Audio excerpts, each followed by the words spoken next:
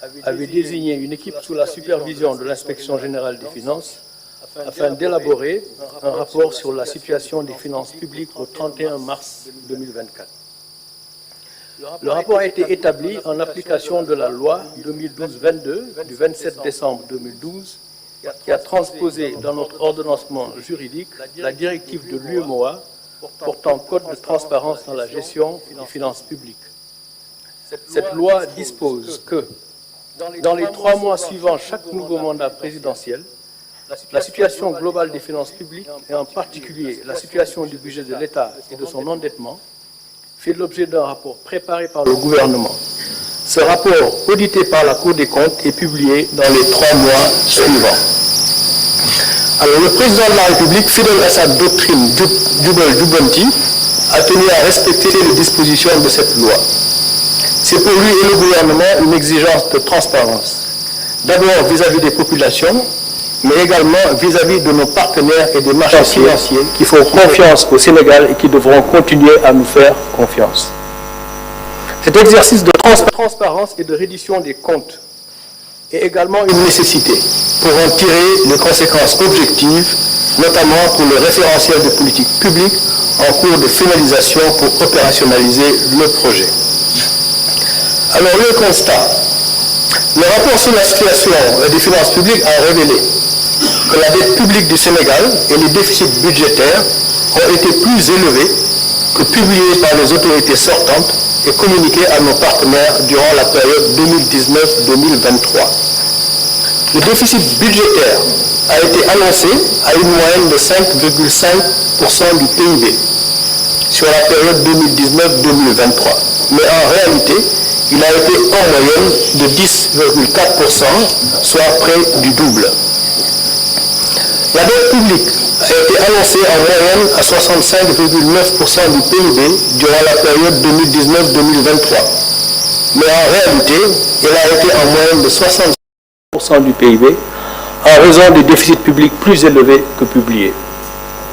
Ainsi, à fin 2023 par exemple, la dette de l'État central, hors secteur parapublic, est à 15 664 milliards, soit 83,7% du PIB, alors qu'elle était annoncée à 13 772 milliards, ou 73,6% du PIB.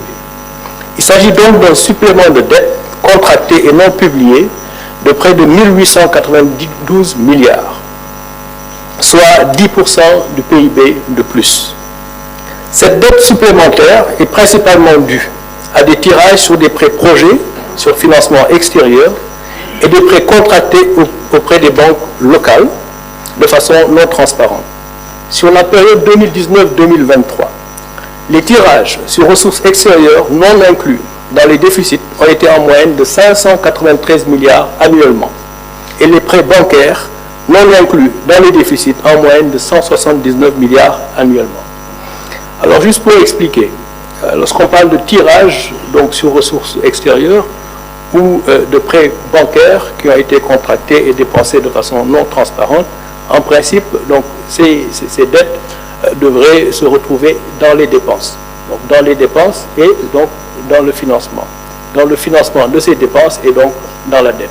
C'est la raison pour laquelle nous disons qu'il y a eu des tirages sur ressources extérieures ou des prêts au niveau des banques locales qui ont financé des dépenses qui n'ont pas été donc publiées ou en tout cas comptabilisées dans nos déficits budgétaires, et de ce fait ces dettes sont à comptabiliser dans la dette et donc on fait l'objet de dépenses qui auraient dû être incluses dans nos déficits. Alors, cette dette supplémentaire, nous disions, est principalement due au tirage sur ressources extérieures et des banques locales.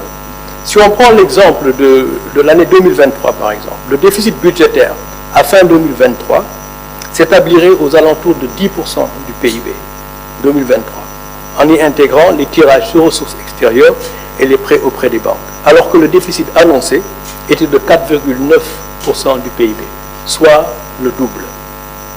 Au-delà de ces chiffres sur le déficit et la dette, l'audit a également révélé que le surfinancement du trésor public d'environ 605 milliards de francs CFA à fin 2023 C'était un surfinancement qui avait été convenu avec le Fonds monétaire international et qui devait être utilisé pour l'année 2024.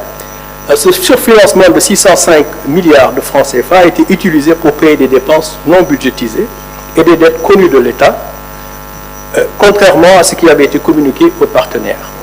La non-disponibilité de ce surfinancement en 2024 a nécessité des emprunts non initialement programmés, notamment l'émission d'eurobonds par placement privé de 750 millions de dollars en juin 2024 dernier, et des crédits commerciaux syndiqués de 300 millions d'euros au troisième trimestre.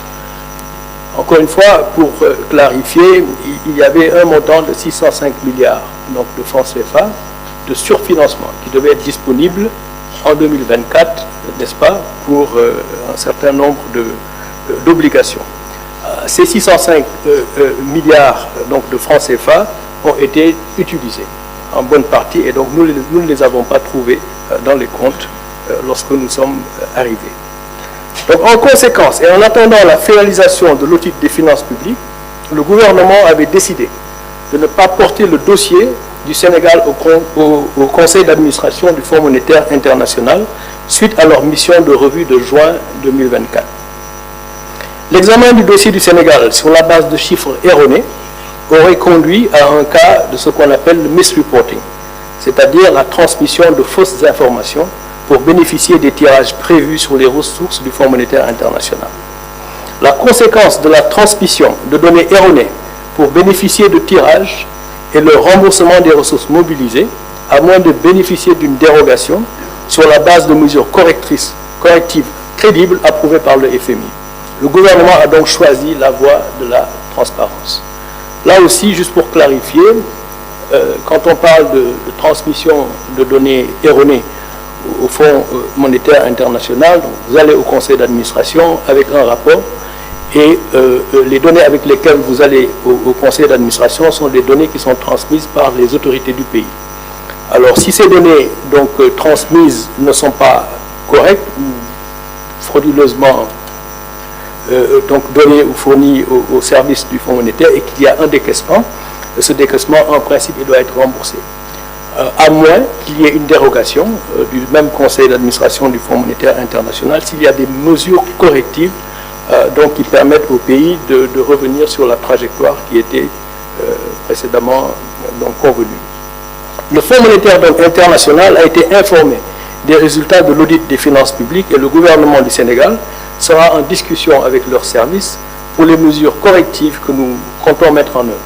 Ces mesures seront mises en œuvre soit dans le cadre du programme en cours avec le FMI pour mettre les finances publiques sur la trajectoire initialement convenue ou dans le cadre d'un nouveau programme à négocier à très court terme et à mettre en cohérence avec le nouveau référentiel des politiques publiques. Alors, en toute de cause, ce qu'il faut retenir est que ce qui sera convenu avec le Fonds monétaire international sera le programme du gouvernement, afin de mettre notre déficit budgétaire et notre dette sur une trajectoire soutenable, à un niveau de risque modéré, voire faible à moyen terme. Ainsi, le gouvernement prend l'engagement de ramener la dette de l'État central de 83,7% du PIB en 2023 à moins de 70% dans des délais raisonnables. Nous nous fixons cet objectif non seulement parce qu'il correspond à nos engagements dans le cadre de l'UEMOA, mais également parce qu'il correspond à nos capacités actuelles d'endettement, compatibles avec une économie saine et prospère, portée par un secteur privé fort. C'est l'ambition du projet du président de la République pour un Sénégal souverain, juste et prospère. En effet, la croissance moyenne sur la période 2014-2023 a été d'environ 5% malgré le déficit budgétaire effectif d'une moyenne de 10% du PIB, donc 2 fois qu'annoncé. On a eu une croissance moyenne de 5%, on a annoncé un déficit budgétaire en moyenne de 5%, mais ce déficit budgétaire a été en réalité de 10% en moyenne. Cela veut dire que l'action de l'État par l'endettement n'a pas été efficace. On peut être tenté d'attribuer cette contre-performance à la conjoncture internationale. Mais la faiblesse constatée de la croissance n'est en réalité qu'un retour à nos performances historiques d'une croissance de 4% 4%, hors pétrole et agriculture. On sait que l'agriculture est volatile de façon générale. La croissance moyenne, nos performances historiques, c'est autour de 4% de croissance. En effet, la croissance du PIB non agricole, donc lorsqu'on enlève la partie agricole qui est un peu volatile, la croissance du PIB non agricole a commencé sa décélération depuis 2018. Donc bien avant la Covid et la guerre russo-ukrainienne. Et cette croissance atterrira en 2024 à moins de 4% du fait de la faible croissance du premier trimestre liée à la situation politique qui prévalait. Alors, je disais tout à l'heure que nos performances historiques, c'est en moyenne de 4% de croissance. Le premier trimestre, il y a eu une forte décélération, on le sait tous, à cause de la situation politique qui a prévalu. Et la croissance va reprendre donc, pour les 3 trimestres qui suivront, mais va atterrir à une moyenne qui sera certainement 4% au moins à cause des performances du premier trimestre. Alors donc, le Sénégal en est donc au même point qu'avant 2012-2023. En ce qui concerne la croissance, il n'y a donc pas lieu de s'alarmer outre mesure. Il faut regarder l'avenir. Le plan Sénégal émergent, dans son plan d'action prioritaire 2014-2018, avait indiqué que des investissements publics massifs étaient nécessaires pour jeter les bases d'une forte croissance et les plans d'action 2018-2023, au-delà des relances post-Covid, prévoyaient que le secteur privé prenne le relais de la croissance. Tel n'a pas été le cas, étant donné la vérité des chiffres. Autrement dit, dans disons, les 12 dernières années, dans la première moitié, le premier mandat, il a été question de beaucoup investir en s'endettant pour jeter les bases d'une croissance beaucoup plus forte. Et le secteur privé devait prendre le relais. C'est vrai, il y a eu la crise de la Covid et il y a également eu la crise russo-ukrainienne. Mais disons qu'il demeure que le secteur privé n'a pas pris le relais de la croissance et le déficit budgétaire dans cette stratégie a été le double de ce qui a été annoncé.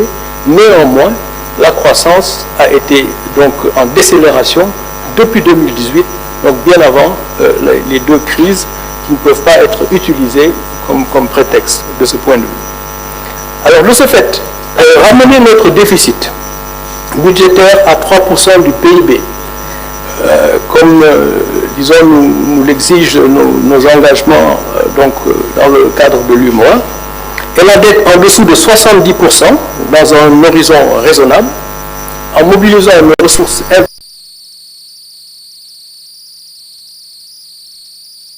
Alors de ce fait, ramener notre déficit budgétaire à 3% du PIB, comme disons nous l'exigent nos engagements dans le cadre de l'UEMOA, et la dette en dessous de 70% dans un horizon raisonnable, en mobilisant nos ressources internes tout en améliorant la qualité de la dépense, ne devrait pas nous coûter des points significatifs de croissance. Je dis bien significatifs, à la mesure où nous revenons à nos tendances historiques.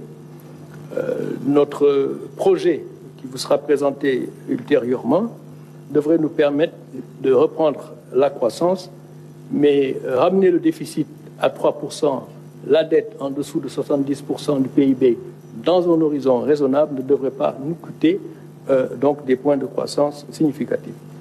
Il nous faudra alors faire une revue systématique des projets et des programmes sur financement extérieur pour déterminer ceux qui doivent se poursuivre et ceux qui seront arrêtés. Ce travail est déjà en cours afin d'améliorer l'efficacité des investissements publics.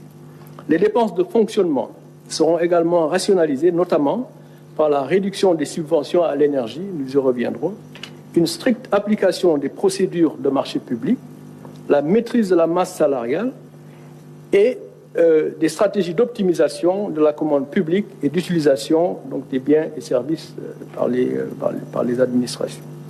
Alors, dans le souci d'améliorer la qualité de la dépense, il s'agira pour le gouvernement de protéger également les couches vulnérables par un meilleur ciblage des bourses familiales tout en éliminant les subventions non ciblées. Je le disais tout de suite, ce point de presse n'est pas le lieu de discuter des détails du référentiel des politiques publiques, dont le premier draft en cours de finalisation circule déjà, mais il vous sera présenté le 7 octobre prochain.